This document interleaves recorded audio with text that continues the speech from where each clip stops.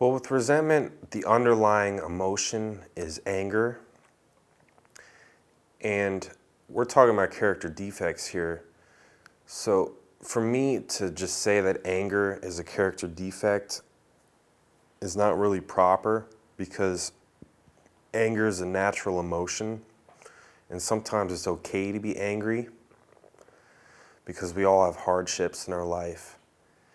And it can be healthy to be angry sometimes instead of, not feeling anything.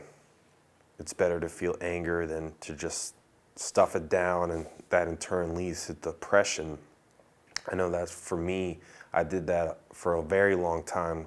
Growing up, I was not allowed to, I felt like I was not allowed to express anger because just the way that my parents interacted, my mom would just go and close the door, and my dad would just act out in rage and yell a lot. So I saw anger as just something negative. And by not expressing anger, and the way to express anger is, for me, I'll just yell like to myself out loud, like in the car. Or I'll talk to somebody about how angry I am and how I feel and stuff. But by not, and that's a healthy way to do it. But by not expressing anger, like I said, I'll stuff it down, and in turn that'll lead to depression. But it can also lead to resentment. And it's just an easy way for me to channel my anger onto somebody else. And I have a lot of anger about the way things happened when I was growing up. My dad was a using addict. He used cocaine, he gambled, he did that sort of stuff, and in turn, we lost our house. And my mom also avoided confrontation. So everybody's, not just one person is to blame for this. And I was also dealing drugs out of the house, and there's a lot of family dynamics involved. But I've built up resentments towards my mom and to my dad for, them getting divorced and losing my house.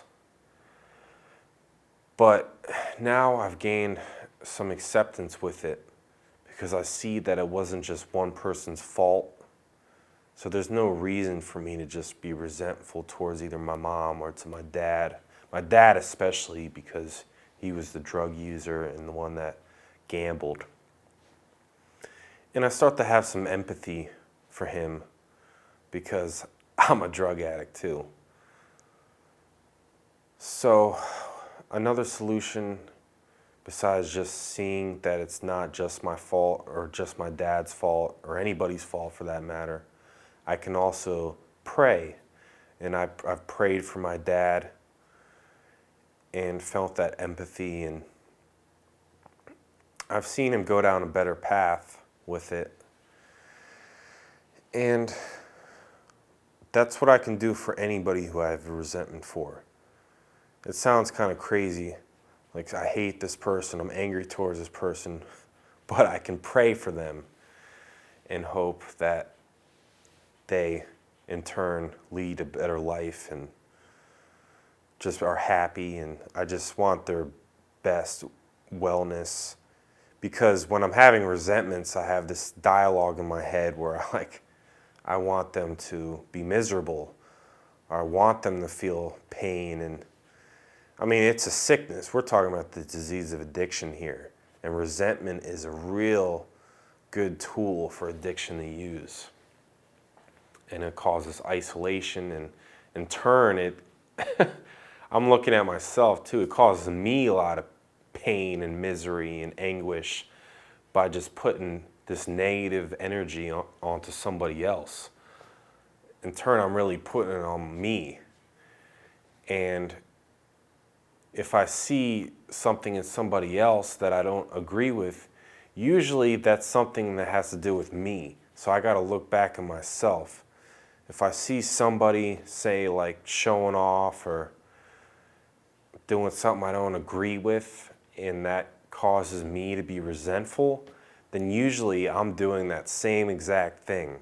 So I got to focus on myself and try to just live according to how I want to live. So those are some solutions